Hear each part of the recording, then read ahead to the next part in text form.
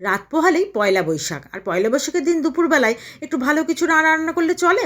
তো চলুন, তার জন্য বেশ কিছুটা গোবিন্দভোগ চাল ভালো করে ধুয়ে জলটা ঝরিয়ে নিয়েছি। জলটা কিন্তু একদম ঝরঝরে হয়ে গেছে।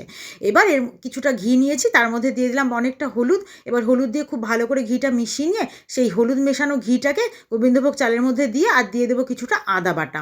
তারপর সব কিছু একসঙ্গে খুব ভালো করে মিশিয়ে নেব। মিশিয়ে খুব ভালো করে মাখানো হয়ে গেলে এটাকে সাইডে রেখে কড়াইয়ে ঘি গরম করব। ঘি গরম করে প্রথমে বেশ কিছুটা কাজু হালকা ভেজে নেব। তারপর তার মধ্যে দিয়ে দেবো অনেকটা পরিমাণে কিশমিশ। কাজু কিশমিশটা সুন্দর করে ভাজা হয়ে গেলে কিছুটা গোটা গরম মশলা, তেজপাতা ফোড়ন দিয়ে দেবো। এবার ঘি মাখানো যে গোবিন্দভোগ চালটা রয়েছে সেটাকে দিয়ে খুব ভালো করে ভাজা ভাজা করে নেব। বেশ কিছুক্ষণ সময় নিয়ে ভাজতে হবে, তাহলে কিন্তু এটা ঝরঝরে হবে। এবার এর মধ্যে পরিমাণ মতো জল দিয়ে দেবো। তারপর দিয়ে দেবো বেশ কিছুটা পরিমাণ চিনি, আর দিয়ে দেবো স্বাদ অনুযায়ী লবণ। তারপর 3-4টে কাঁচা লঙ্কা দিয়ে খুব ভালো করে নাড়াচাড়া করে ঢাকা দিয়ে বেশ কিছুক্ষণ রান্না করব।